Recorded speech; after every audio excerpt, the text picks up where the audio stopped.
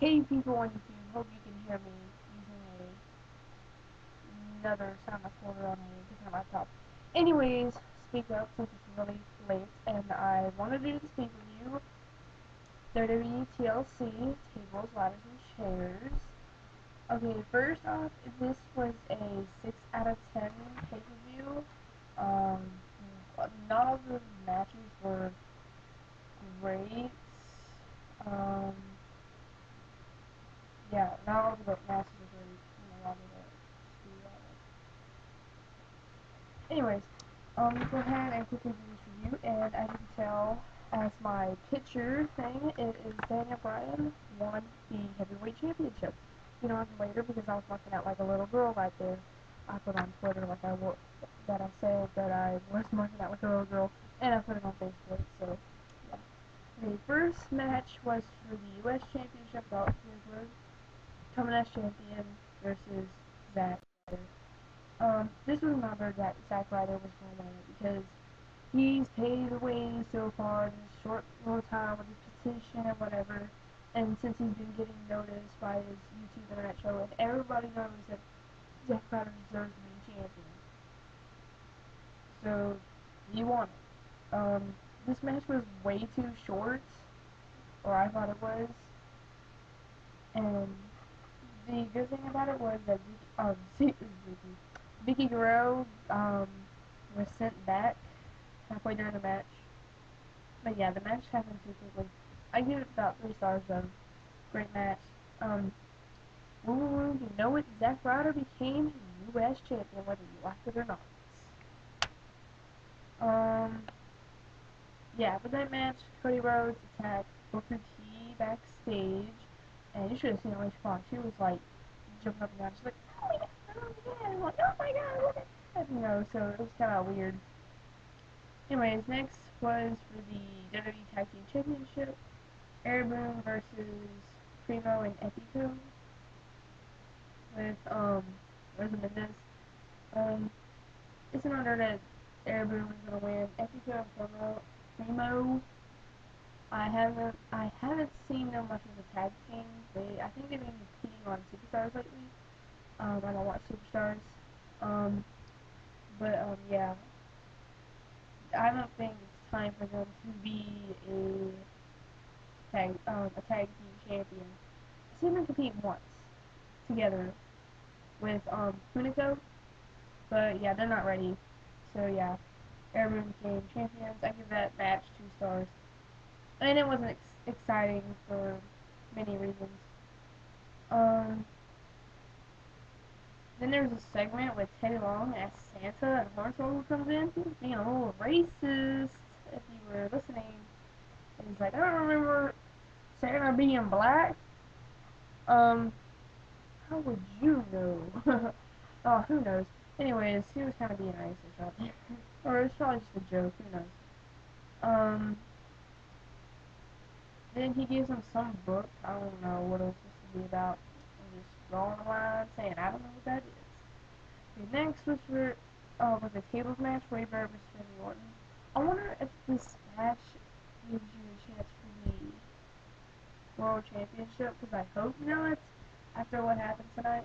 Because it was Wade Barrett versus Randy Orton. Go over Wade Barrett, Randy Orton won. This tables match was not exciting like I thought it was going to be. But I think the most exciting, it was a good match. I'll put it that way. It was about 3.5 stars. But the most exciting part was when Randy Orton did the flying RKO on Wade Barrett when he was about to come on Randy Orton. Trying to do like a leg drop out, not top today. Leg drop off the top rope, and there was a table right there in front of him. But then Randy Orton was like, oh wow, no RKO through the table, and that was exciting. Even though I wanted Wade Barrett to win, and bada bing, Randy Orton wins. So yeah. Okay, then there's a segment where the Bella comes to Teddy Long, and I call him Santa Long on this piece of paper. He was gonna be a little bit creepy, wasn't he? Started saying, I'll give you my number so we can play some reindeer games. Both was like, this was a waste of time. Huh. Why are you flirting with some 40-year-old man when you're like, what, 25? You're weird. Especially Tavon. Anyways, Swagger comes in, starts talking about how bad of a GM he is, and all of a sudden, Sheamus comes in, you know, promo, you know, going on, whatever, and then Tavon, you know, is like, well, you know what, we can settle this fight in the ring. Swagger versus Sheamus, so we'll get to that match later on. Okay, next, like I said, I knew there was going to be a Divas match, but it turned out like I didn't thought it would be. Okay, it was for Beth Phoenix, coming in as champion versus Kelly Kelly. You know, why does Kelly Kelly get another chance at the Divas Championship? One, okay, if she's gonna be in this business, she needs more wrestling skills. I mean, she's already basically talented on a basic level, that's why I said basically, but I think she needs more skills, because I don't want to see her as Divas Champion until I can see more improvement out of her.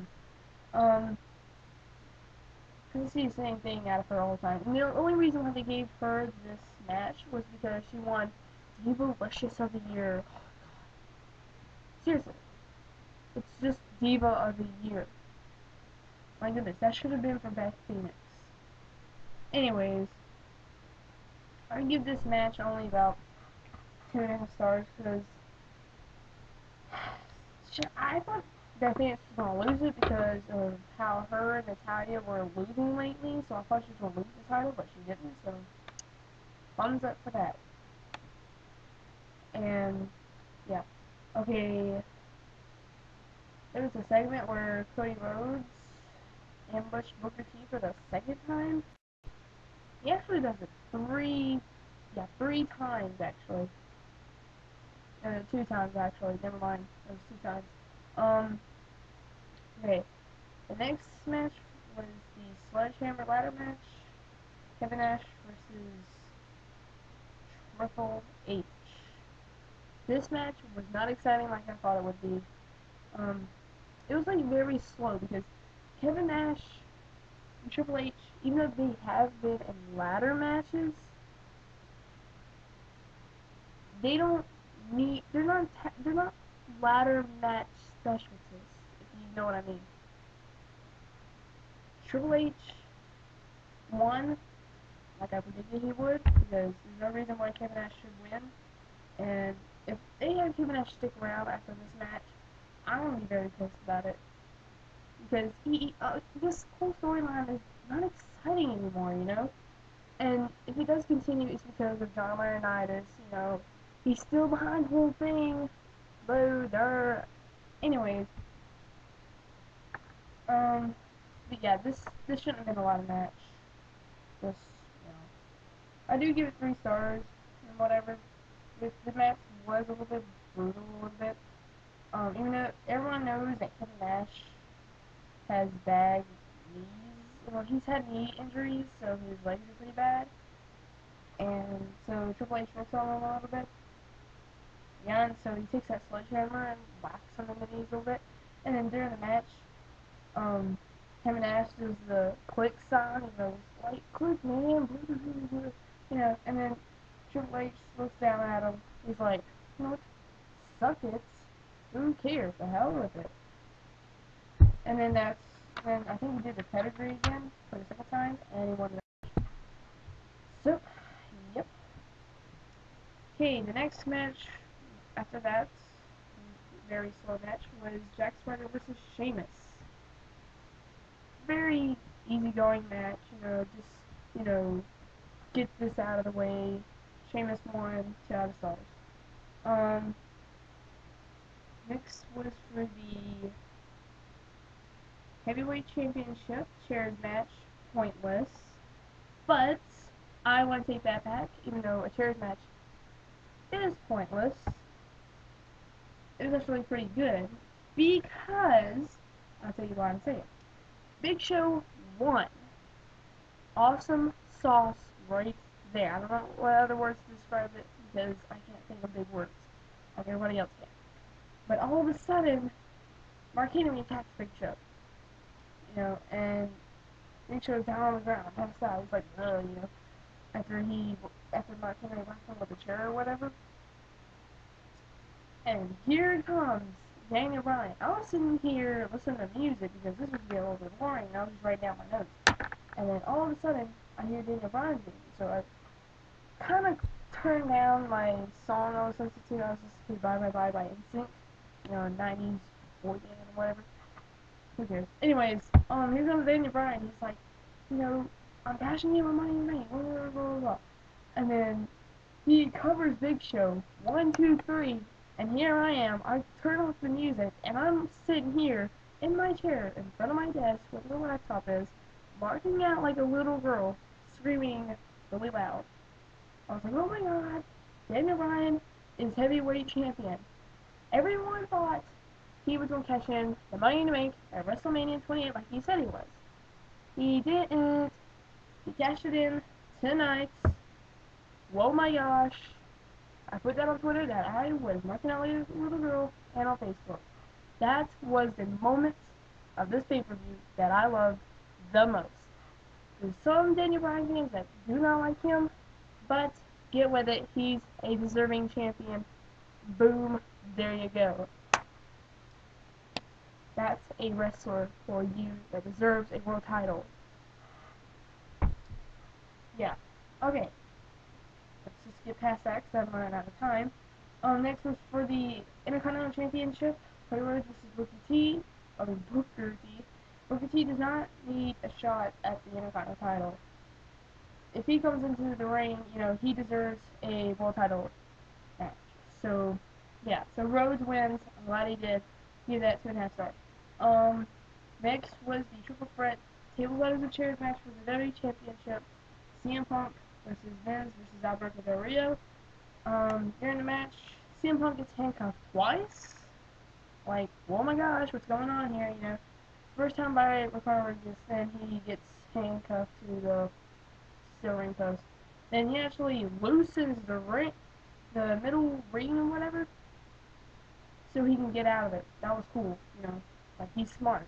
You don't just sit there and just, I don't got nothing to do, I don't know how to pull this apart. So anyways, CM Punk is brutal during the match a little bit too.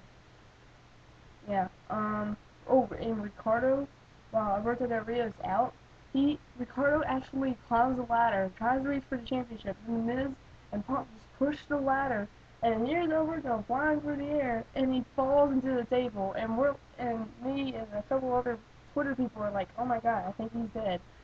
So that was pretty funny. But anyways, while CM Punk gets handcuffed to the ring post,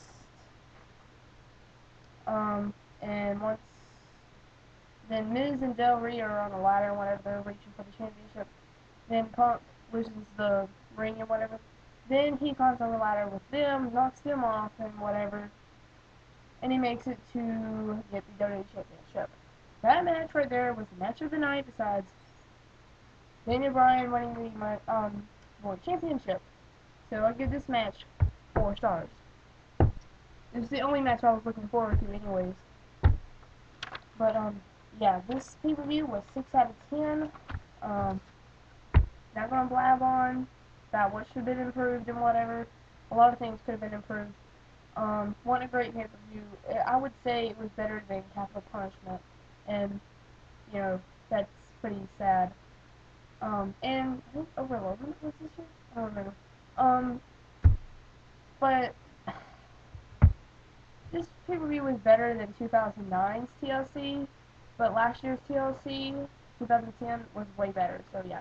So leave a comment down below what you thought about TLC if you watched it, or about whoever won and whatever. Follow me on Twitter.